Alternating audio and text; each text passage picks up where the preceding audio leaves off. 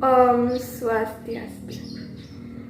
Perkenalkan, nama saya Sagung Mirah Puspadewi dengan nomor absen 11 NIM 221564465 dari kelas 4E D4 Akuntansi Manajerial. Hari ini saya akan mempresentasikan pelanggaran KAP KPMG dalam kasus Carillon. Carillon adalah salah satu perusahaan konstruksi terbesar di Inggris yang mengalami kebangkrutan pada Januari 2018, menjadi salah satu kebangkrutan terbesar dalam sejarah Inggris.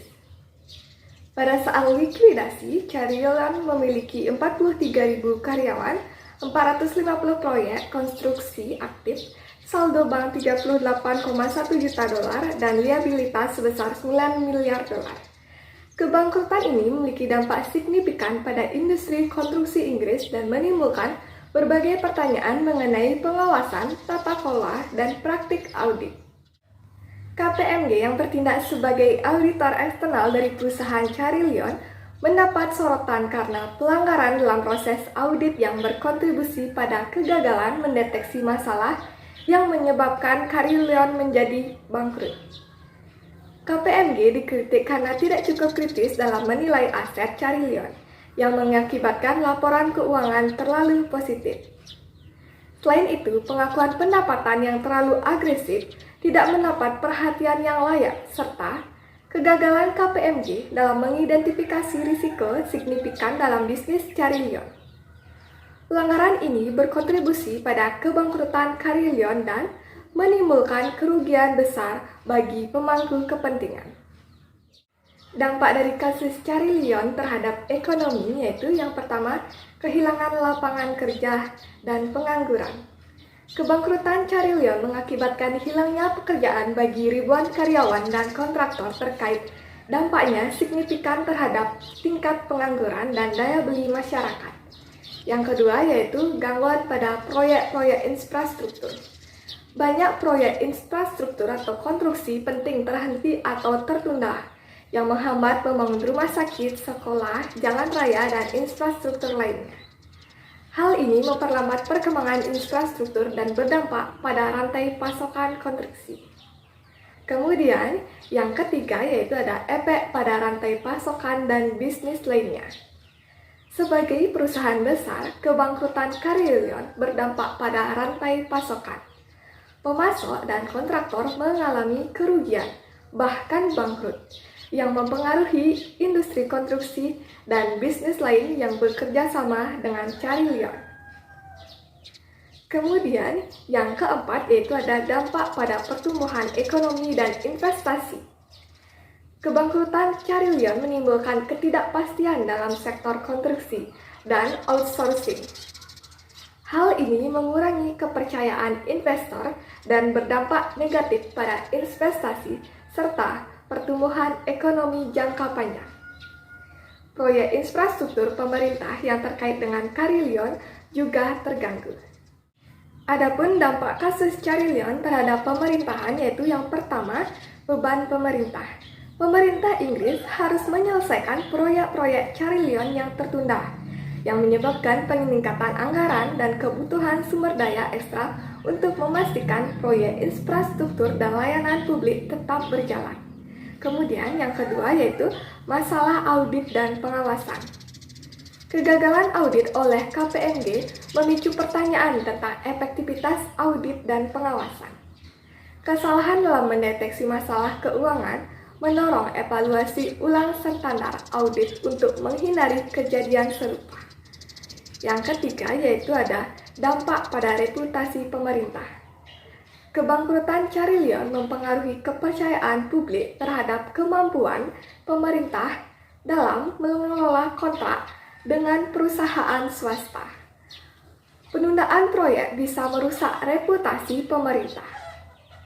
Kemudian yang keempat yaitu ada reformasi kebijakan dan regulasi. Kasus Carillon ini mendorong pemerintah untuk mempertimbangkan reformasi regulasi kontrak dalam audit, meningkatkan transparansi dan memperketat persyaratan untuk kontrak pemerintah dan standar audit. Adapun pelanggaran kode etik yang dilakukan oleh KAP KPMG yang pertama yaitu integritas. Prinsip integritas menuntut auditor untuk jujur dan transparan. Namun, KPMG telah bersikap tidak jujur dengan menghasilkan laporan keuangan yang tidak mencerminkan risiko sebenarnya, termasuk penilaian aset yang terlalu optimis dan kontrak berisiko tinggi. Kegagalan ini menandakan pelanggaran integritas karena kurangnya transparansi dan kegagalan untuk mengkomunikasikan informasi penting. Yang kedua yaitu objektivitas. Auditor harus bebas dari konflik kepentingan dan tidak memihak. KPMG tidak mempertanyakan asumsi dan metode manajemen Carillon yang menunjukkan kurangnya objektivitas. Kurangnya kritik terhadap informasi dari klien bisa menunjukkan adanya konflik kepentingan. Hal ini menimbulkan KPMG sengaja membiarkan kecurangan terjadi guna kepentingan pribadi dari klien. Kemudian ada kompetensi profesional dan kehati-hatian. Auditor harus memiliki kompetensi yang cukup dan melakukan audit dengan kehati-hatian. KPMG gagal dalam mengidentifikasi risiko keuangan yang jelas dan tidak melakukan audit dengan ketelitian yang diperlukan. Ini menandakan kurangnya kompetensi profesional atau kehati-hatian dalam menjalankan tugas audit. Dengan demikian, KPMG melanggar standar teknis dan etika yang berlaku. Kemudian ada kerahasiaan dan kepentingan publik. Auditor harus menjaga kerahasiaan klien, tetapi juga bertanggung jawab terhadap kepentingan publik. KPMG tampaknya gagal menjaga keseimbangan ini karena tidak mengungkapkan masalah signifikan yang dapat berdampak pada pemangku kepentingan dan publik. Pelanggaran ini menunjukkan bahwa informasi penting disembunyikan yang dapat membahayakan kepentingan publik. Kemudian ada perilaku profesional. Auditor harus menjaga perilaku profesional dalam segala aspek pekerjaan mereka. Kegagalan KPMG dalam kasus Carillon dan dampak negatif terhadap kepercayaan publik menunjukkan kurangnya perilaku profesional. Ini dapat merusak reputasi profesi dan menunjukkan bahwa tindakan mereka memiliki konsekuensi negatif bagi kepercayaan publik terhadap audit. Selanjutnya yaitu pelanggaran standar audit oleh KAP KPMG. Yang pertama yaitu melanggar SA200, yang dimana SA200 yaitu tujuan keseluruhan auditor. Standar ini menekankan pentingnya auditor memberikan keyakinan bahwa laporan keuangan bebas dari kesalahan signifikan. KPMG gagal dalam mendeteksi tanda-tanda masalah keuangan di Carillon yang menunjukkan auditor tidak memenuhi tujuan keseluruhan audit. Kemudian melanggar SA315 yaitu mengidentifikasi dan menilai risiko kesalahan signifikan. Auditor harus memahami entitas dan lingkungannya untuk mengidentifikasi risiko kesalahan signifikan. KPMG gagal mengidentifikasi risiko terkait kontrak dan proyek yang sedang berjalan di Carillon yang menandakan pelanggaran terhadap SA315.